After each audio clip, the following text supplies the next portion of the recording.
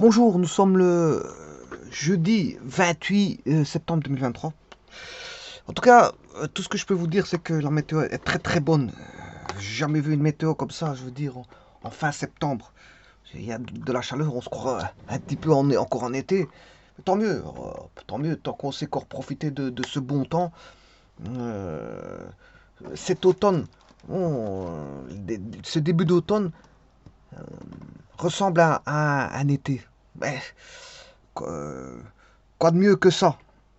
On peut être juste content de ce qui se produit et de profiter justement de cet ensoleillement, de ces éclaircies et de cette chaleur qui nous est offerte. Quoique bon, en matinée, on retrouve quand même un petit peu de buée sur les carreaux, sur les vitres. Il y a de la buée, la condensation qui est présente. Parce que bon, pendant la nuit, il fait un peu plus froid. Bon, il fait bon en journée. Il fait très bon en journée, mais la nuit, il fait un peu plus froid. Donc ça ramène un petit peu en matinée de la condensation sur les vitres. Mais en tout cas, je peux vous dire qu'il fait. Les journées sont impeccables. Il n'y a rien à dire là-dessus. Et je veux dire, c'est rare. C'est rare. Et à mon avis, c'est un des mois de septembre les plus chauds qu'on ait connu. Apparemment, c'est ce qu'ils disent. C'est ce que disent les météorologues. Bon, 2023, le mois de septembre a été, je veux dire, un des plus chauds. Et effectivement, je veux dire, on est fin septembre ici, puisqu'il reste plus que 2 jours pour le mois de septembre. Et on se rend compte que on peut profiter de cet excellent temps qui nous est offert. Je vous présente ici un énoncé. Donc, on a un mât de charge AC. Alors, j'ai décortiqué un petit peu le problème. Un mât de charge AC est articulé en A et fixé en B. Bon, ça, c'est les points. Il y a une articulation en A. Un mât de charge AC est articulé en A et fixé en B au mât par un câble. Donc, il y a le mât de charge et un mât. Et donc, en B vient, on va dire, on va mettre en B un mât. Sachant que AC est le mât de charge. Pas confondre le mât de charge et le mât. Donc ici, on a deux objets. Le mât de charge qui est AC, le mât de charge AC, qui est articulé en A. Il y a une articulation, donc elle permet un petit peu, je veux dire, une espèce de, de, de, de, de petite rotation. Elle est fixée, hein, elle est fixée, mais on va dire elle est un petit peu libre d'avoir une petite rotation, pourquoi pas, bien qu'elle elle est fixée. Bien qu'elle est fixée.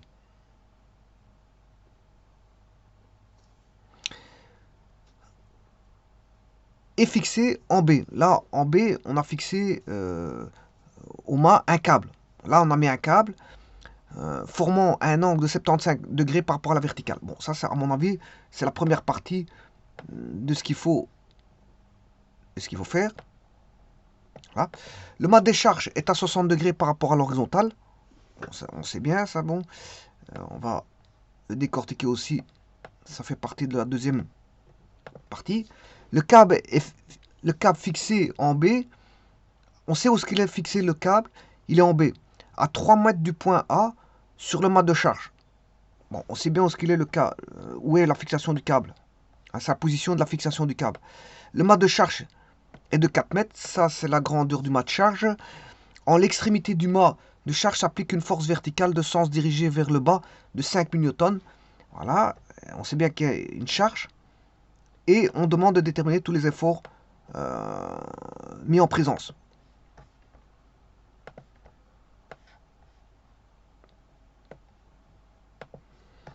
Voilà, là, on a un très bel énoncé. Vous aurez compris que c'est un problème voilà, de détermination des efforts, c'est-à-dire de toutes les forces en présence.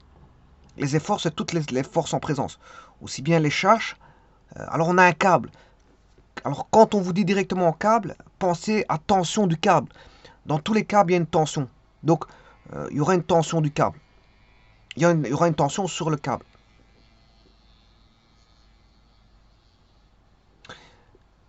Alors on a une articulation, et donc quand on a une articulation, donc qui dit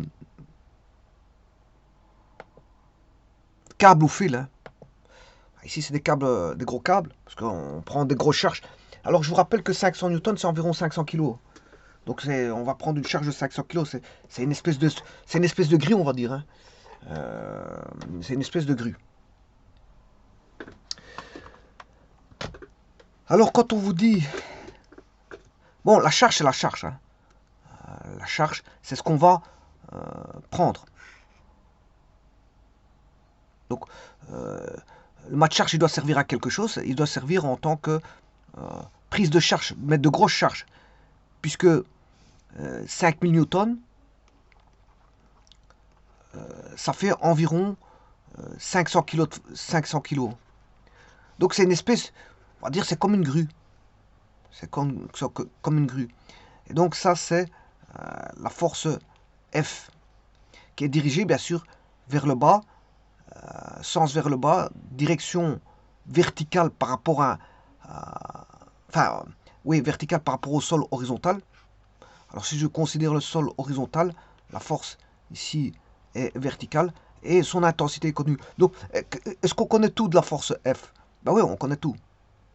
La force F, elle est connue. C'est pas ça qui pose un problème dans cet énoncé. Bon, voilà, ça c'est une partie, voilà, à l'extrémité du mât de charge s'applique une force verticale de sens dirigé vers le bas. Alors, avant toute chose, je vais voir sur Internet la définition d'un mât de charge. Voilà, vous voyez ici, à droite, il y a un petit bateau, vous voyez son mât de charge. Il est sur le bateau, ben voilà, il permet de transporter des charges et les ramener, si vous voulez, les ramener sur le bateau. Ou soit charger ou décharger. On charge la marchandise à partir du port, à partir voilà, du quai du port, à l'intérieur du bateau. Ou voir ramener la marchandise de l'intérieur du bateau vers l'extérieur sur le quai. Donc ça c'est voilà ce qui se passe tous les jours dans l'import-export. L'import-export c'est ça, on décharge les marchandises et on en reprend. Et bon, le bateau va d'un point A à un point B à travers voilà, les mers et les océans pour ramener la marchandise d'un point A à un point B. Ce qu'on appelle voilà, c'est de la logistique. Hein, la logistique faite au travers par voie d'eau, qui sont les mers et les océans. Et donc par bateau. Donc transport par bateau et permet par mal de choses parce que ça permet de prendre des grandes charges. Dans les avions, bon voilà, les charges sont limitées. Dans les avions, pour le transport, voilà, on peut prendre des petits colis, etc. On peut prendre même des plus grosses masses si l'avion est gros. Hein. Il y a voilà, des gros avions, des gros porteurs. Voilà, mais rien de tel que le bateau. La différence entre l'avion et le bateau, c'est que le bateau va moins vite. Mais en tout cas, il prend plus de charge. Voilà. Et donc, vous voyez le mât de charge. Hein, il apparaît là-bas sur la photo à droite. Alors, le mât de charge par définition, ou corne de charge, on dit ça, on appelle mât de charge ou corne de charge, est un système utilisé pour le déplacement de charge, pour le déplacement, le chargement ou le déchargement de certaines marchandises. Oui, parce que les mâts de charge ne sont pas forcément sur un bateau. Hein. On peut avoir des... Bon, on peut appeler ça une petite grue. Ouais, c'est une petite grue. Voilà, la petite grue permet voilà, de déplacer des charges de la droite vers la gauche. Mais on n'est pas obligé de mettre ça sur un bateau. Vous pouvez chez vous construire un espèce de mât de charge et prendre des charges voilà, pour les surélever ou les descendre, par exemple d'un certain niveau. Ou les tourner, vous pouvez mettre à droite ou à gauche, ou remonter, ou redescendre, enfin, avec une articulation qui permet la rotation, voilà, sous un nombre d'angles bien défini. Donc remonter, descendre et tourner à gauche, tourner à droite, pourquoi pas. Voilà, et donc vous avez une grue chez vous, par cette entremise. Le tout c'est de savoir quelle est cette grue va porter jusqu'à combien, en faisant très attention qu'elle soit stable. Le tout c'est une question de stabilité ici. Alors, le chargement, le déchargement, elle permet le chargement et le déchargement de certaines marchandises, colis et palettes, bien sûr, sur des navires de charge. Alors, ici, vous voyez, toujours sur Wikipédia, enfin ici, je suis sur Google, vous voyez qu'il y a plusieurs systèmes comment on appelle ça, des petits systèmes de grue, on va dire, des petits systèmes de grue. Ben, c'est un petit peu ça, c'est une espèce de petite grue. C'est une espèce de petite grue. D'ailleurs, le bateau, le revoici. On revoit la photo. Voilà le mât de charge. Vous le voyez. On le voit apparaître là sur l'Admiral Watson. Mât de charge. Alors on voit les câbles. Hein. Vous voyez au-dessus, il y a les câbles qui sont fixés. Voilà, à partir de certaines. Et puis, la charge, normalement, elle est en extrémité. Eh bien, c'est un petit peu ça qu'on a ici. Donc, on a un mât de charge AC articulé en A et fixé en B. Et fixé en B au mât par un câble formant un angle de 75 degrés par rapport à la verticale. Le mât de charge est à 60 degrés par rapport à l'horizontale. Voilà, le mât de charge est à 60 degrés. Donc, ça signifie quoi? Donc, on a l'horizontale comme ceci. Hein. Ici, j'ai déjà dessiné l'horizontale comme ceci. Voilà l'horizontale. Je repasse son horizontale. Voilà. Alors, par rapport à l'horizontale, le mât de charge, il fait voilà, un angle de 60. Ici, on a 60 degrés. L'horizontale, bien sûr, elle est là. L'horizontale est là. Donc, ça, c'est le mât. Ce que j'ai mis en rouge, c'est le mât de charge.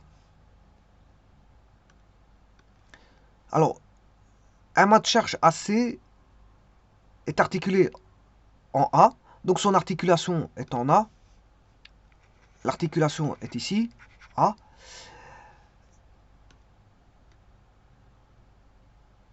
Et fixé en B. Là, on a une fixation en B. Alors, je vais mettre le point B.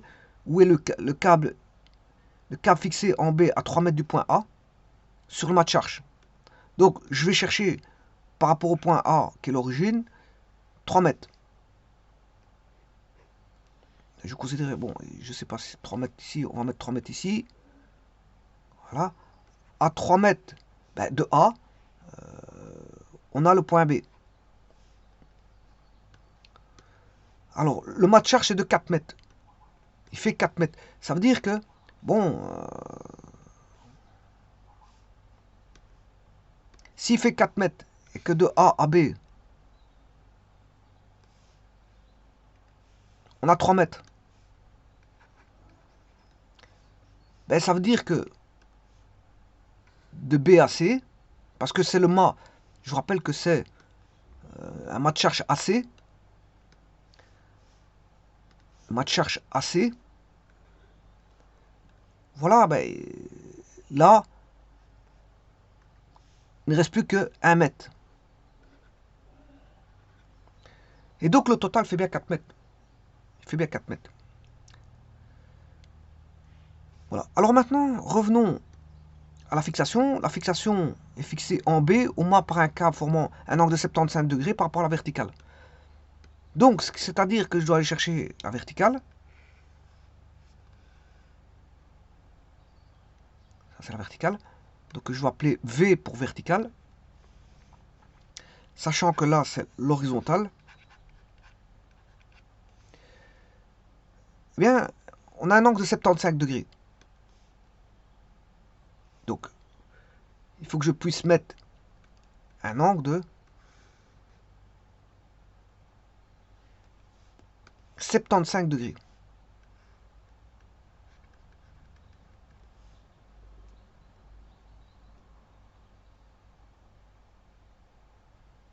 Voilà. Et donc, ici, donc j'ai tout mis, je crois. Le mât de charge est à 60 degrés, je l'ai mis par rapport à l'horizontale. Le câble fixé en B à 3 mètres du point A sur le mât de charge, je l'ai mis. Le mât de charge est de 4 mètres, je l'ai mis. En l'extrémité du mât de charge s'applique une force verticale de sens dirigée vers le bas de 5 newtons, je l'ai mis. Donc, je recommence l'énoncé. Un mât de charge AC est articulé en A, je l'ai mis. Et fixé en B au mât de charge par un câble formant un angle de 75 degrés par rapport à la verticale, je l'ai mis. Le mât de charge est à 60 degrés par rapport à l'horizontale. C'est fait. Le câble fixé en B à 3 mètres du point A sur le mât de charge, c'est fait. Le mât de charge est à 4 mètres, et de 4 mètres, je m'excuse, de 4 mètres. Ben, on sait bien qu'on a 3 mètres et 1 mètre. De A à B, on a 3 mètres. De B à C, on a 1 mètre, ce qui fait A, C, 4 mètres. En l'extrémité du mât de charge s'applique une force verticale de sens dirigée vers le bas. C'est la seule qui est connue et déterminer tous les efforts en présence. Eh bien, voilà, c'est terminé pour le dessin. Et c'est de ça dont je vais traiter.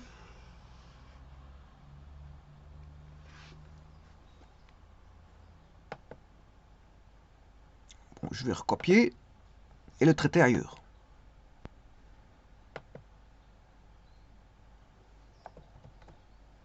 Je vais le réduire.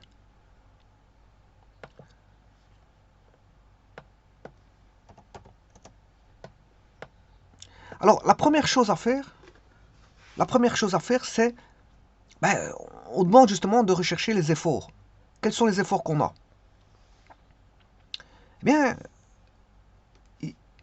ici, on a un câble. Ça, c'est un câble. Bon, je vais retirer le point B. Je vais déplacer le point B parce qu'il me dérange un petit peu.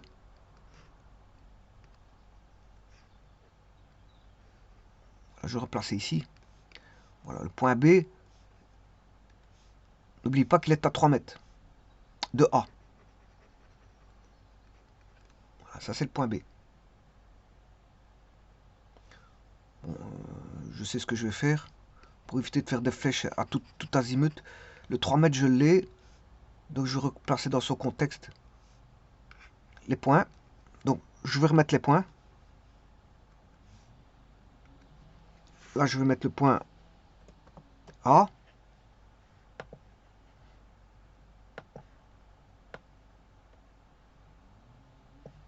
Le point B.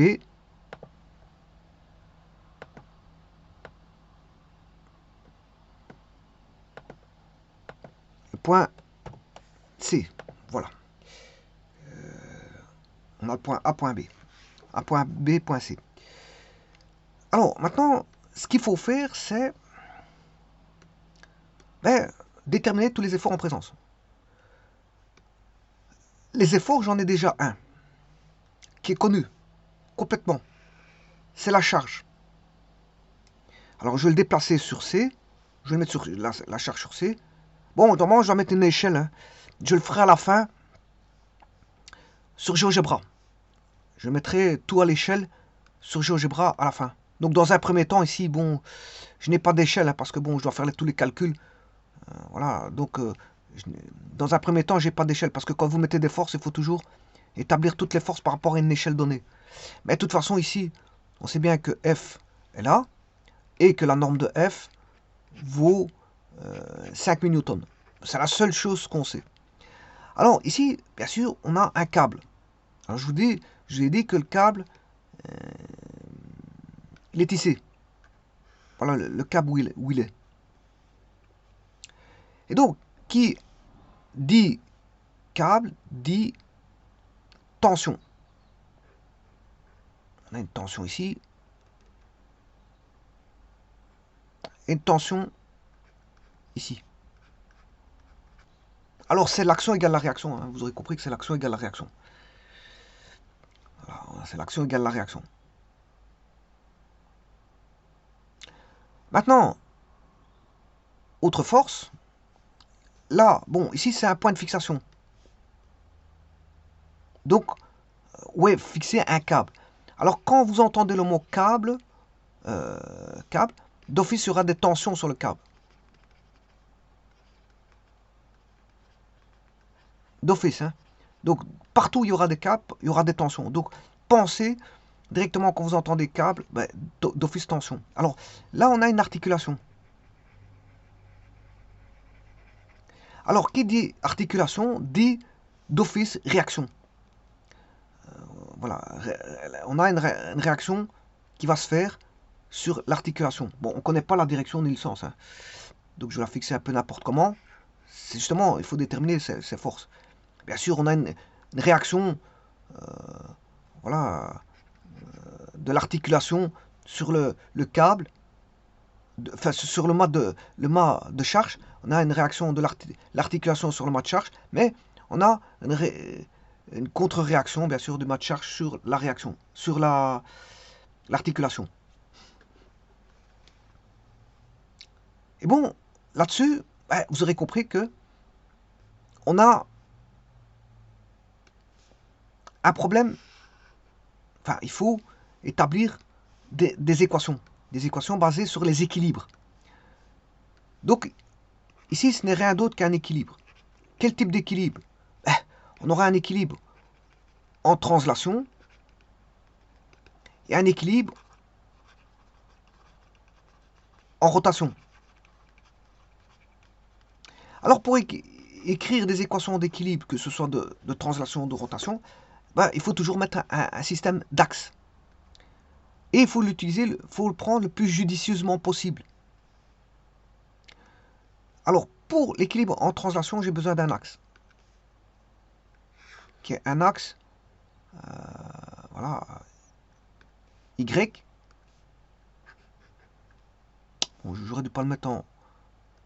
On va le mettre en brun.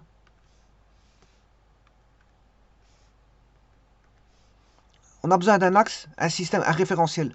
Bon, ici, on travaille dans le plan, donc il n'y a pas de problème. C'est un problème plan. Hein. Donc, on n'aura qu'une... qui dit système d'axe dira décomposition dans ce système d'axe, et donc sinus et cosinus. Hein. Vous aurez compris qu'il y a des sinus et cosinus parce que on a des projections en X et en Y. Alors, je rappelle que...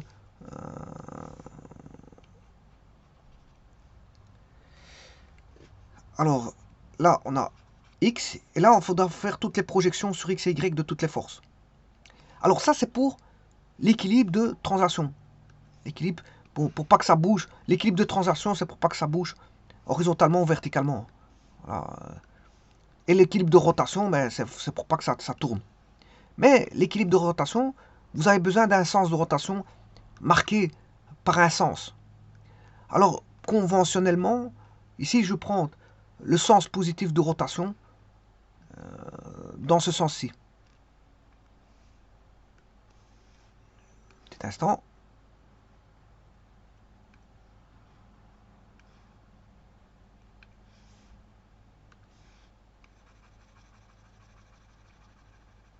Alors, le sens positif, je vais le prendre dans ce sens-là. Ça va être considéré comme positif. Et dans l'autre sens, ben, c'est le sens négatif.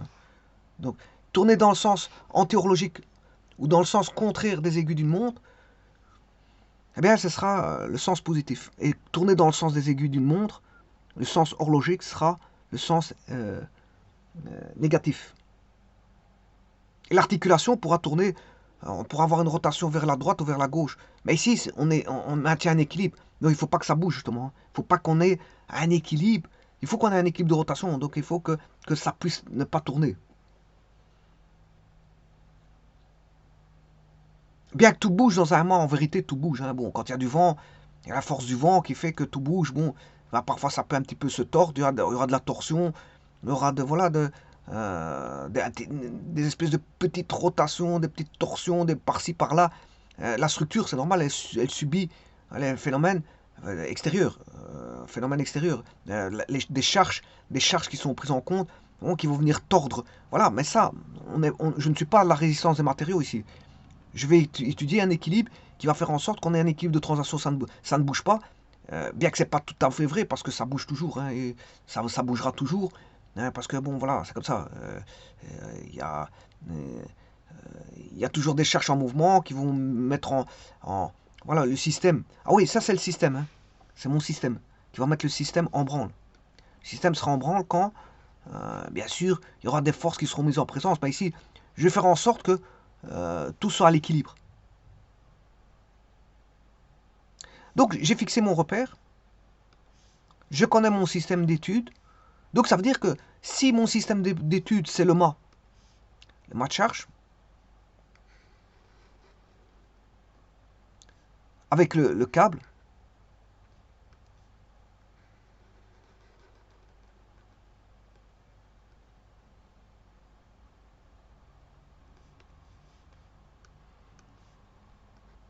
eh bien, ici, moi, je vais prendre... c'est fort important ce que je raconte parce que je ne prendrai pas la tension ici. Parce que c'est la tension, c'est le câble, les forces extérieures au système, sur le système que je dois prendre en compte. Donc ici, force extérieure au mât de charge, ben, j'ai un câble qui est raccordé. Et donc, je prends cette tension-là et non pas celle-là.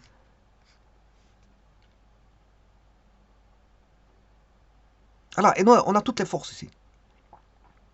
On a toutes les forces. Et donc, je rappelle, dans un système en translation, la somme des forces égale à 0. Dans un système en rotation, la somme des moments, par rapport, bien sûr, je vais calculer par un moment, ça se calcule par rapport à un point. Alors, la rotation va se faire au point A, par rapport à l'articulation, voilà, des forces, F égale, doit être égal à 0.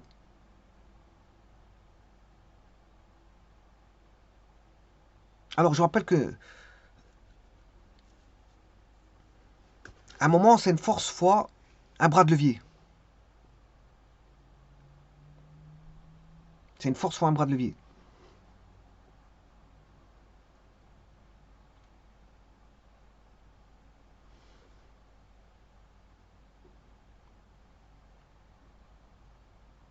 Et je vais calculer, bien sûr, le tout de manière scalaire. Hein. Le moment, je vais calculer le tout de manière scalaire. Même pour la somme des forces. Pour la somme des forces, je vais calculer tout pour que ce soit des scalaires. Alors, les forces, comme je l'ai dit, maintenant, on sait bien qu'on en a 3. Mais le problème, c'est qu'on a un système de référentiel XY. Donc, je dois décomposer tout en X et tout en Y.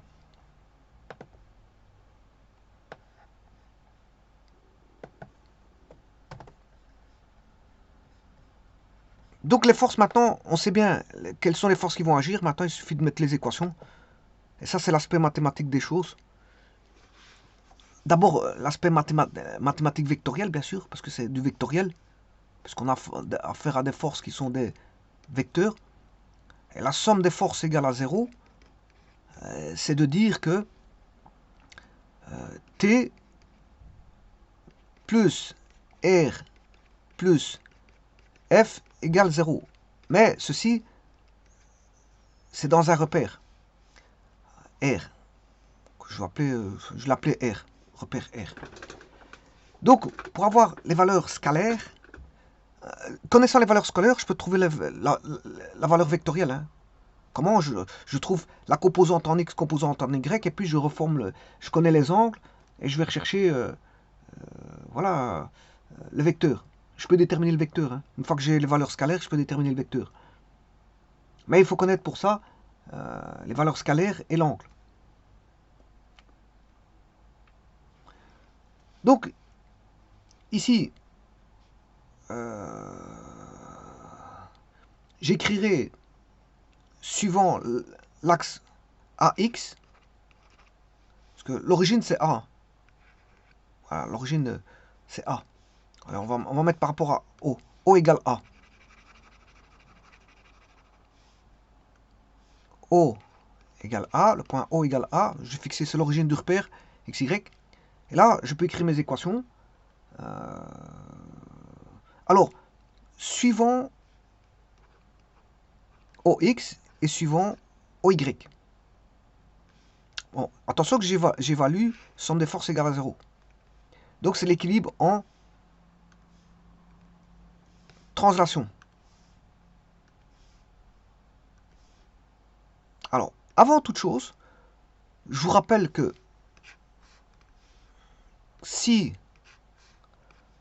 vous devez décomposer voilà, avec un segment ou un vecteur, peu importe,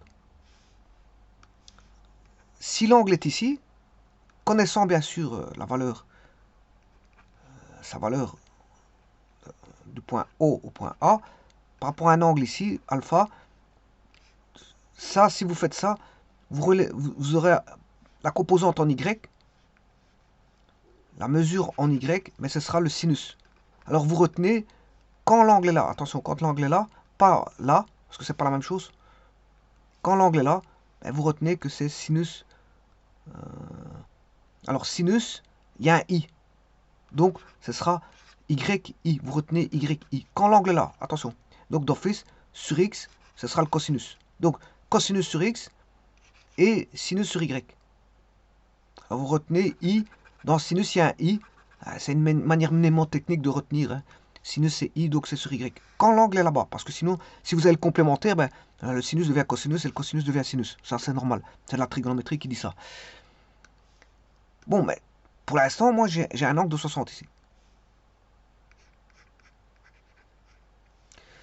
Donc, j'écrirai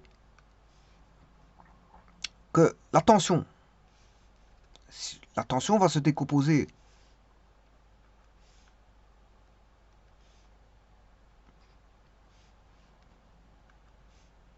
comme ceci et comme ça. Bon, d'abord, je vais chercher la valeur scalaire et pas le vecteur de la tension. Alors, l'angle, il est là. Et là, ben, si je trace une parallèle comme ceci, voilà, on a des angles, on peut étudier les angles ici, on a 60 degrés, ça c'est 60 degrés, là, ça fait 60. Mais de toute façon, ici, rien qu'avec les 75, je sais savoir combien il y a là, ici, hein. Parce que là, il y a 90, ça triangle rectangle. Donc il fera 25, ça fera 25. Voilà, à partir du triangle, je peux appeler ça ABC, on va mettre D, E, B, le triangle DEB, mais sachant qu'on a 90 degrés en E, et 75, 75, la somme des angles dans un triangle fait 180 degrés, hein, si vous voulez savoir. L'angle en D plus l'angle en E plus l'angle en B, la somme des angles dans un triangle en géométrie euclidienne fait 180 degrés. Mais comme E vaut 90, ben, d'office D plus B égale 180 moins 90. Ce qui fait que D plus B, ça fait 90. Donc, comme ils sont complémentaires par rapport à 90, ça veut dire que si celui-ci fait 75, d'office l'autre il fera 25. Voilà. Donc, pour la tension, c'est 15, parce que 90 moins 75, c'est 15. C'est pas 25, je m'excuse. C'est 15. Pour la tension en X, ben, ce sera... et alors, bon, la composante est négative. Hein. Elle va dans ce sens-là. Voilà. Donc, elle sera négative. C'est moins t cosinus 15 degrés. Maintenant, voyons voir la réaction.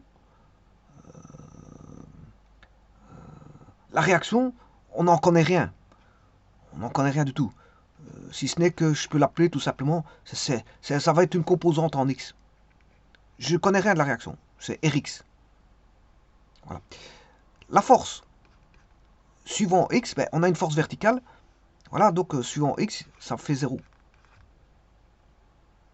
Et vous voyez, ici, je peux trouver la réaction. Hein. La réaction va dépendre tout simplement de la tension. La tension suivant X. Donc, le R de X, je peux le déterminer facilement.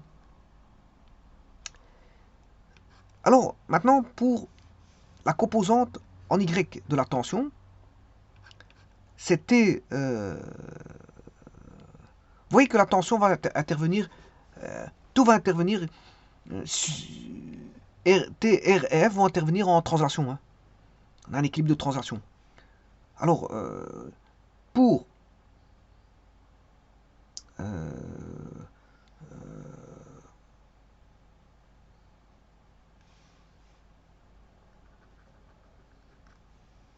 oui, c'est cosinus parce que, bon, je rappelle que c'est le cosinus, c'est le côté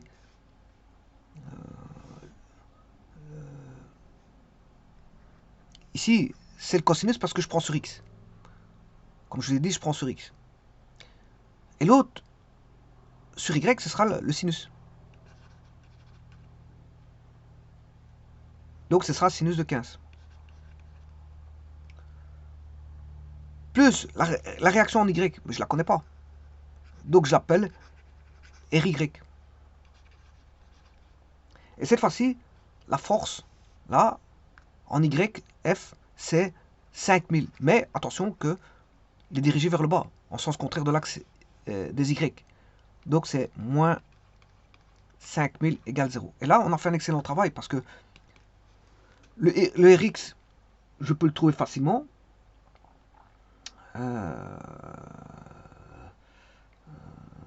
Si je connais T, attention que je ne connais pas encore T. Donc là, il y a encore des inconnus, parce que j'ai combien d'inconnus? Ben, Rx est une inconnue.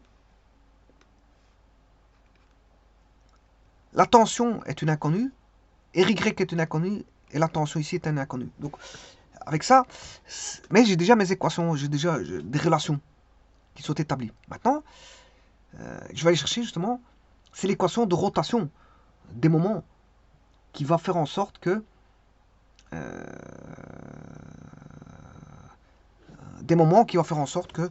je vais décanter le système d'équations. Donc travailler sur des équilibres, c'est travailler sur des systèmes d'équations. Donc c'est des systèmes d'équations, qu'ils soient en translation ou en rotation. Alors maintenant, comme je vous ai dit, je vais prendre, je l'ai dit tout à l'heure, je vais prendre ceci.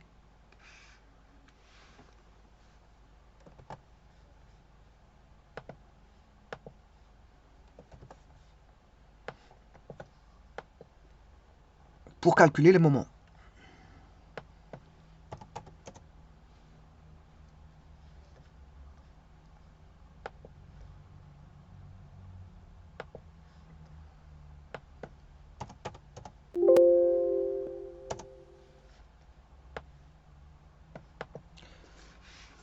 Alors, l'équation des moments, la somme des moments par rapport au point A, bon, qui est le point O, hein, ben, de toutes les forces,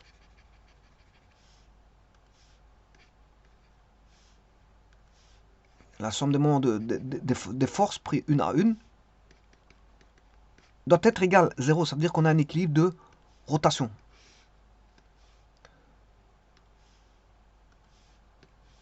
Donc, je vais écrire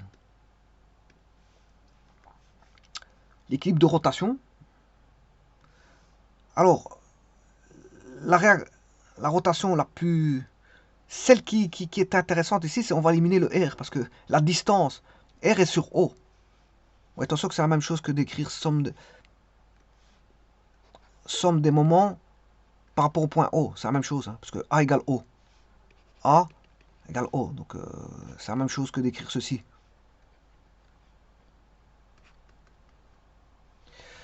Alors, la réaction, là, je vais écrire le moment par rapport au point O ou A, peu importe, de la réaction, plus le moment par rapport à O de la tension, plus le moment par rapport à O de la force F, doit être égal à 0. Donc, vous voyez que tout ça, c'est un équilibre de rotation des forces R, T et F. Mais celui-ci, il est nul. Pourquoi? Parce que la distance, ben, il est sur... La force est sur le point... sur le point où je calcule comment on appelle ça, le moment. La réaction est sur le point où je calcule, donc la distance vaut 0. Donc, la réaction ici va s'annuler automatiquement. Le moment par rapport au point O de la réaction vaudra 0. Alors, attention qu'ici c'est le point O. Hein. Je n'ai pas dit que c'est 0. C'est le point O. Pas confondre O et 0. Hein. Ouais, si vous voulez, ici je peux remarquer A. Ça, il n'y a pas de confusion possible. C'est A. Donc il reste le moment par rapport à la tension et le moment par rapport à la force F. Or, le moment par rapport à la force F, on connaît tout. Donc, le calcul des moments pourra me déterminer la tension. Grâce au moment, je trouve la tension. Et une fois que, vous voyez, les moments vont me permettre de trouver la tension. Une fois que j'ai la tension, ben, les équations en translation vont me permettre de trouver, comme je connais la tension, je peux trouver la réaction en X. Voilà, après c'est une réaction en chaîne. Hein. Une réaction en X. Et comme je connais la tension, je peux retrouver la réaction en Y. Et connaissant la réaction en X et en Y, je peux trouver la réaction R. Et je peux trouver, bien sûr, la tension T. Le vecteur T et le vecteur R. Et donc, c'est ce que je vais faire ici.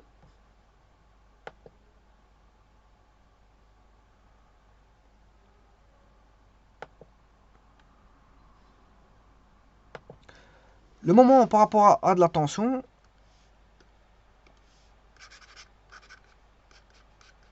plus le moment par rapport à A de la force F, doit être égal à 0. Alors, c'est très bien, cet égal à 0 permet de trouver pas mal de choses. Hein. Là, on a bien un équilibre. Donc, quelle est la distance? Le tout, c'est d'aller chercher la distance. La distance, ben, on a 3 mètres. De là à là, de A à B, du point O ou du point A à B, il y a 3 mètres. 3 mètres. Et la composante, voilà, on va aller chercher un angle de... l'angle, il fait...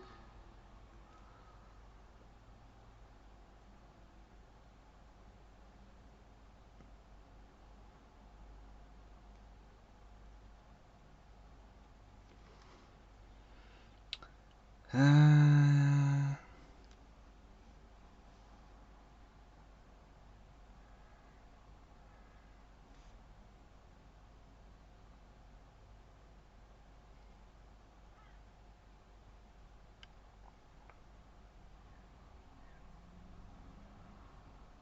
3 mètres.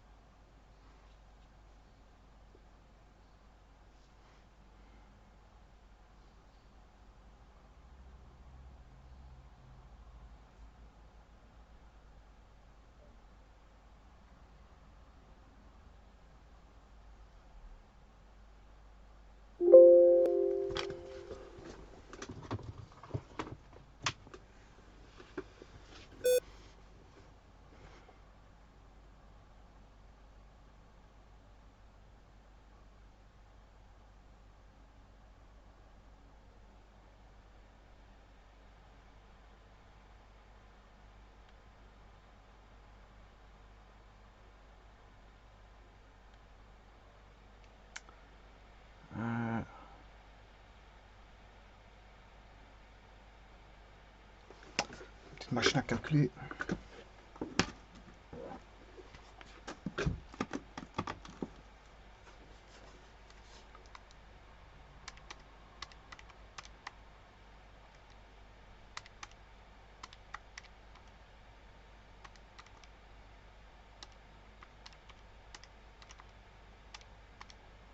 Voilà.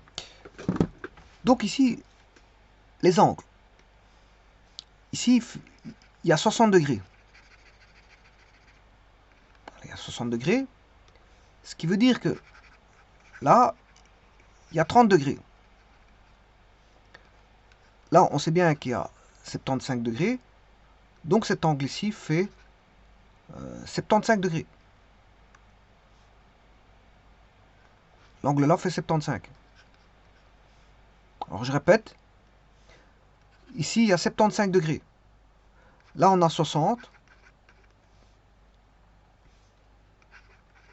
60 degrés, ce qui veut dire que là, on a 30. 30 degrés. Et donc là, on a... Là, comme on a 75, on a un triangle. La somme des angles dans un triangle fait 180. Je vais essayer de le mettre en blanc. Là, on a 30. On voit pas bien. Quelle couleur que je pourrais mettre? Rouge. Là, on a On commence à avoir beaucoup de couleurs là.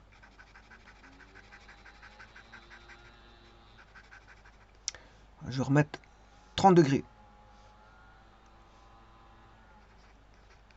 Là, on a 75 degrés. Donc je sais déterminer cet angle-là.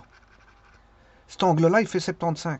Parce que si je fais 30 plus 75, le 30 ici, plus 75, ça fait 105. 180 moins 105, ça fait 75. Donc je connais l'angle ici. Et donc la projection, je dois aller chercher le sinus. Comment on appelle ça,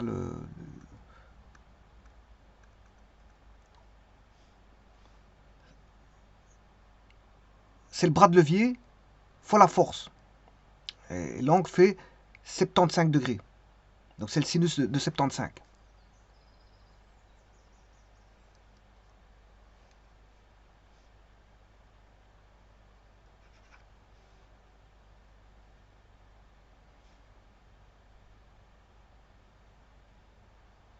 Trois fois sinus 75.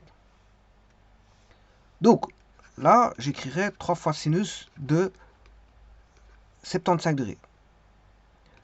Pour le moment de la force F, ben, c'est toujours le bras de levier fois la force. Bon, le bras de levier, il fait combien? Ben, il est en extrémité du mât. Il est à l'extrémité du mât, ça fait 3 mètres plus 1 mètre. Mais il est à 4 mètres, cette force-là est à 4 mètres.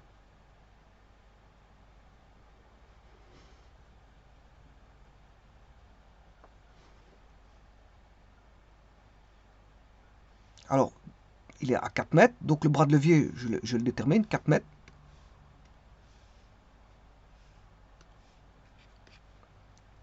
Et la force F, ben, on sait bien qu'elle vaut 5000, mais attention que la tension ici, elle est positive, hein, parce qu'elle tourne, elle a une tendance à faire tourner dans le sens positif, parce que la tension est dirigée par là. Donc elle a une tendance à faire tourner dans ce sens-là. Par contre, la force là, F, elle est dirigée plutôt comme ceci, donc elle a une tendance à faire tourner comme ceci. Donc ça sera négatif. Faire attention au moment, au calcul des moments, il y a toujours des signes. Il faut les prendre en compte. Donc ici c'est moins 4. L'angle, il fait... là, je vais chercher l'angle ici. Je vais le calculer dans un petit instant. On a ceci. Alors on a 30 degrés ici. 60. 60. Là on a 90 degrés. 90 plus 60, 150. Donc ce qui veut dire qu'ici, ça fait 30 degrés.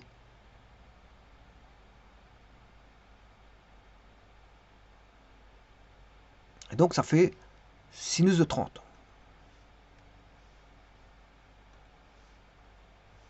4 fois sinus de 30 degrés, qui doit être égal à 0. Oui, attention qu'ici j'ai oublié le T, hein, parce que le T je ne le connais pas. Le T je ne le connais pas.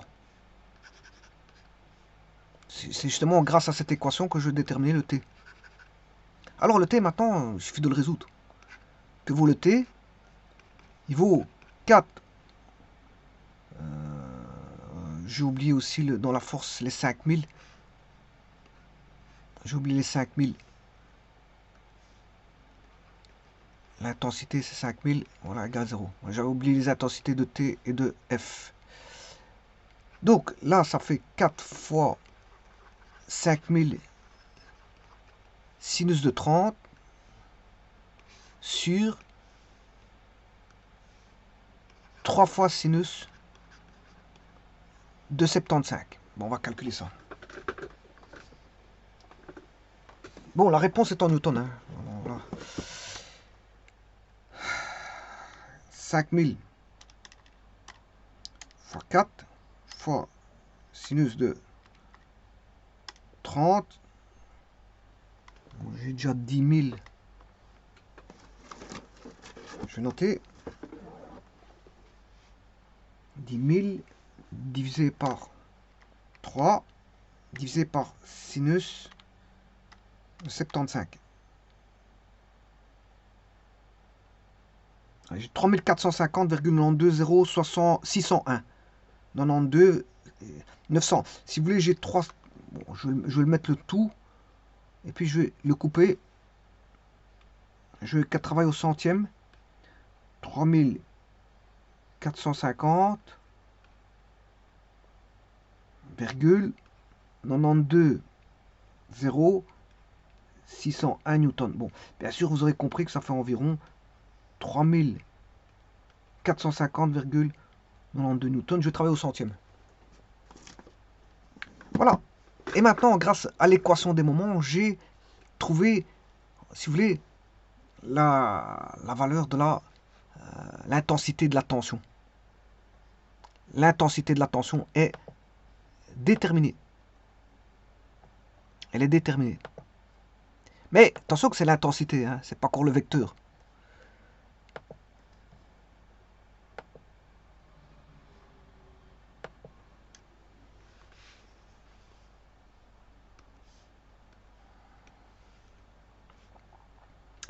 Maintenant, je vais aller rechercher ce que je peux en translation. Et en translation, connaissant le t, je peux trouver Rx. Donc Rx, que vaut Rx? Il vaut t cosinus 15. Mais t, je le connais.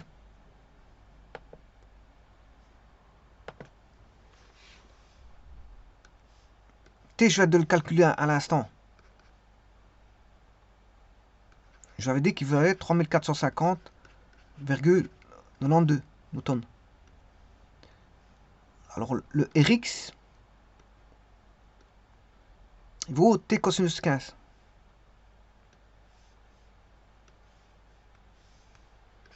Rx égale t cosinus 15. Donc, il suffit de prendre ce nombre que j'ai sur la machine, hein, c'est pas un problème. Je l'ai encore. Je fais fois cosinus de 15. Voilà, 3333,333. Voilà. C'est 3333,333, etc. Newton. Et je prendrai 3333,33 newtons. Alors maintenant, je connais Rx.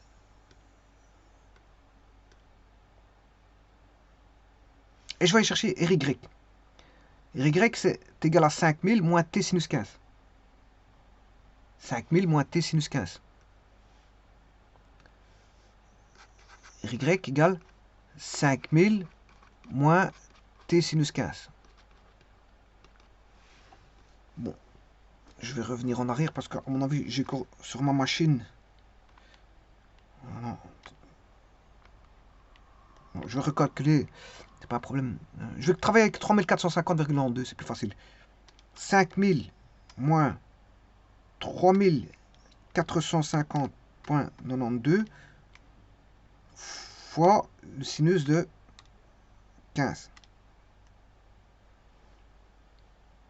4106,83 661 181. Voilà. Après le 83, j'ai 6181. Donc, moi, je vais mettre 84. À la place de 83 618, je vais mettre 84,84. Comme ça, je vais mettre à 2 décimales directement. Voilà. Sinon, la réponse, c'est ça. Hein, 4106,83 61 81. Ouais, je vais mettre 84. 4106,84 newtons. Vous voyez que c'est comme ça qu'on résout les équations. C'est un système d'équations et on résout petit à petit. Hein. Voilà. Et maintenant, je peux trouver le vecteur R, puisque le vecteur R, ben, c'est tout bonnement Rx plus Ry, bien sûr au carré.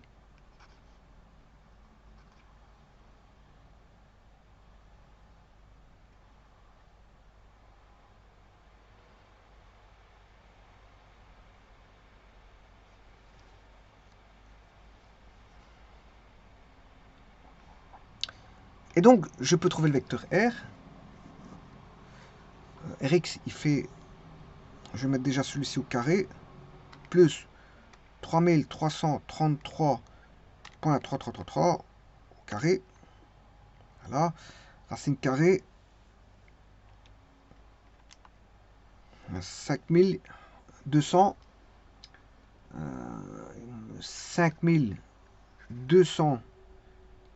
5289,349138. Bon, je vais couper ici pour faire virgule 35.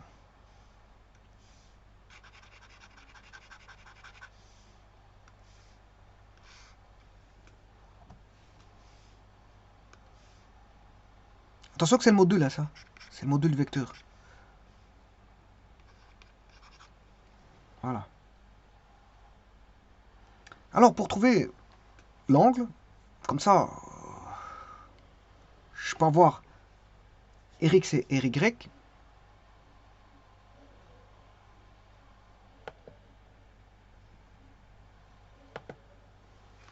Alors, l'angle tangente θ égale Ry sur Rx. Ry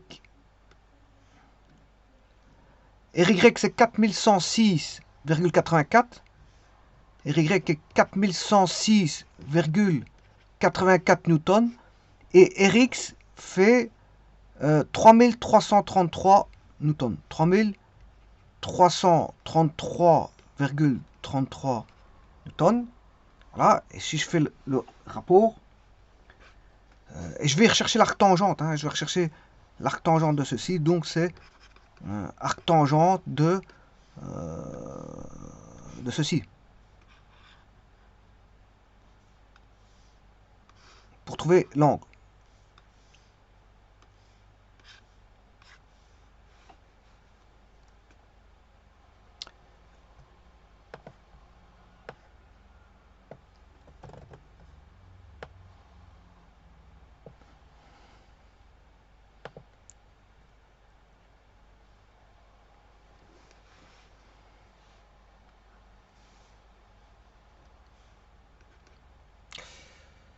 On va rechercher l'arctangente de ceci. Shift. Petit instant. Donc je retrouve la shift tangente. 4106,84 divisé par 3333,33. Voilà, 50,93, 53, 76, 78. Bon, je vais mettre 50,94. Je vais couper, parce que après le 93, j'ai un 5,53. Donc je vais mettre 50,94.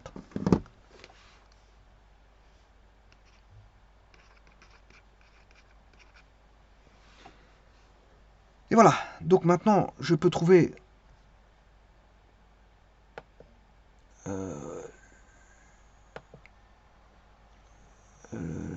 le vecteur R. Le vecteur R de la réaction, c'est Rx plus Ry. Donc, le vecteur R vaudra Rx I. En fait, c'est...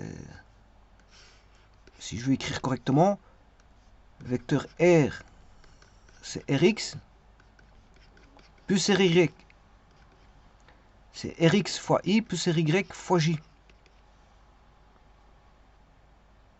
Voilà. Et donc, le vecteur R... donc, le vecteur Là, le module, je l'ai. Voilà, du vecteur R. Le module, je l'ai. Hein. Je l'ai calculé parce qu'il valait voilà, 5289,35. Maintenant, l'angle, il fait 50, je sais plus combien, 94, je crois. Voilà, je crois que c'était ça, 50, je vais de le calculer à l'instant, 50,94 degrés. Donc c'est un angle aigu. Voilà. Donc je peux trouver le Rx. Voilà. Rx et Ry.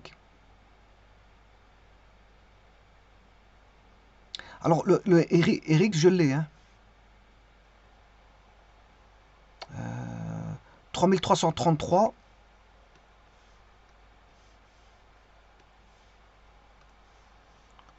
3333,33 I plus Ry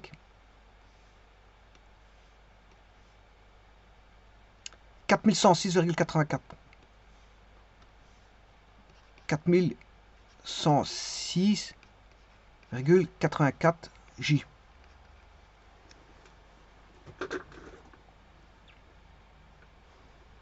Donc là, j'ai tout.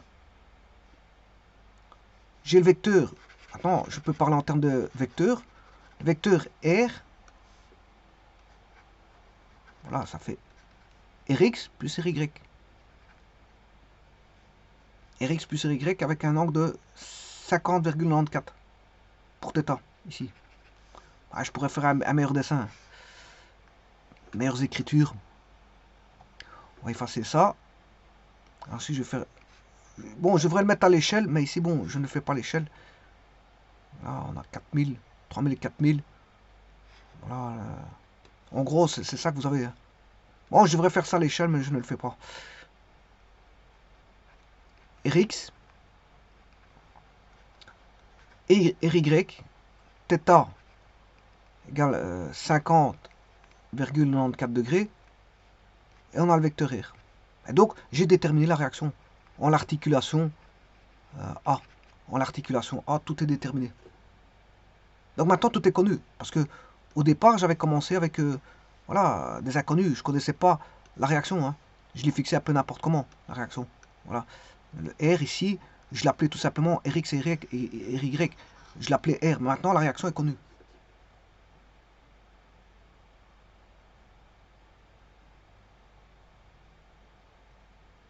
Alors, le module de T, il est connu aussi. Le module de T. Voilà, le module de T, il est connu. Ben, je peux déterminer le T aussi, hein, connaissant son module. Petit instant.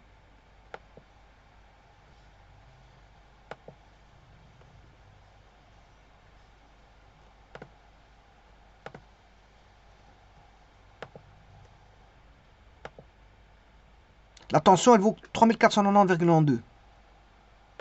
3490,92. Attention. Elle vaut 3490. Oh, je ne me rappelle plus. J'ai déjà oublié. Je n'ai pas trop fait attention. Ce qui était écrit. 3450,92. 3450. 3450. 3450,92.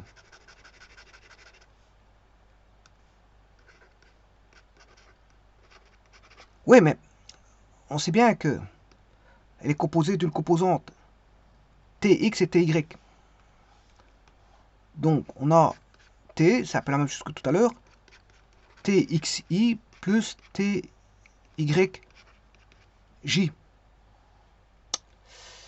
Bon, le Txi, je vais le rechercher. Voilà. C'est moins T cosinus x. Et l'autre, c'est T sinus 15. Moins T cosinus 15 plus T sinus 15. Moins T cosinus 15, I, plus T sinus 15, J. Bon, maintenant, pour avoir le module, Le module de t, je l'ai. Hein. J'ai pas besoin de faire tx plus ty. Tx carré plus ty carré racine carrée. Vous allez obtenir 3450,92 newtons. Bon, ben, je peux calculer ça.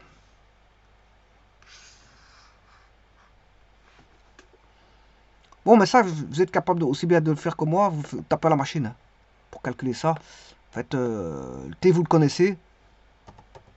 Hein, c'est 3450 fois cosinus 15. En d'autres termes, vous écrivez, vous calculez ceci. Hein. Moins t, qui vaut moins 3450, qui est le module. Moins 3450 cosinus 15 degrés, plus 3450 sinus de 15 degrés. Bien sûr, ici c'est i, là c'est le vecteur j. Voilà, maintenant, qu'est-ce qui reste? L'angle alpha, je ne vais pas l'appeler θ parce que θ je l'ai déjà dénommé. Je l'appelais alpha. Et alpha, ben, c'est la composante en y qui est 3450 fois sinus 15. Voilà, sur la composante en x qui est moins 3450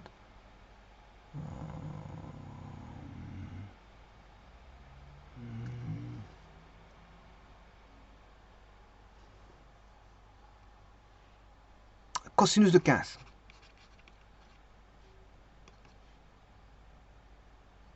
Voilà. Donc vous devez aller chercher l'arctangente de ceci. Hein. Il faut aller chercher l'arctangente. Et vous aurez, bien sûr, le t. Ouais, le t, il va par là.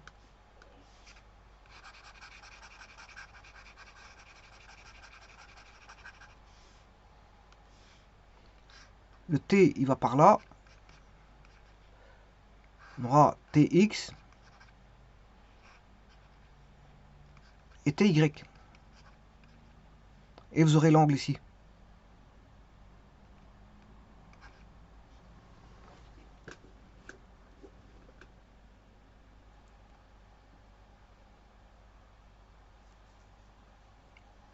Et donc, de cette manière-là, mais le problème, il est résolu. Parce que vous avez déterminé, ce qui a été déterminé dans ce système de mât, ben, on a déterminé le t, le vecteur t, le vecteur r et le f étaient donnés. Donc on avait deux inconnus, tension, réaction. La force et la charge étaient connues. La charge était connue. Et donc on s'est tout trouvé. Alors la réaction, la tension, on l'a déterminée tout de suite, hein, grâce à l'équation des moments. C'est l'équation des moments. Parce que la réaction ici, comme on calcule par rapport au point A, le moment, donc c'est une élimination d'une inconnue. L'inconnu s'élimine d'office, il n'y a plus de R, puisqu'on calcule par rapport au point A. Et donc au point A, la distance par rapport à R est de 0. Donc voilà, on élimine l'inconnu, on calcule par rapport à T. Mais F étant connu, donc je peux déterminer directement par rapport à l'équation du moment, le module de T. Attention, je parle en module, hein, c'est le module, on va déterminer que le module de T. Mais après, les équations de R, X et RY sont fonction du module de T, sachant que F est connu. Une fois qu'on a déterminé le module de T, on s'est trouvé Rx et RY. Et on sait tout trouver, bien sûr. Après, quand vous avez tout, vous avez les composantes en X, composantes en Y, et les angles formant par rapport à l'axe X.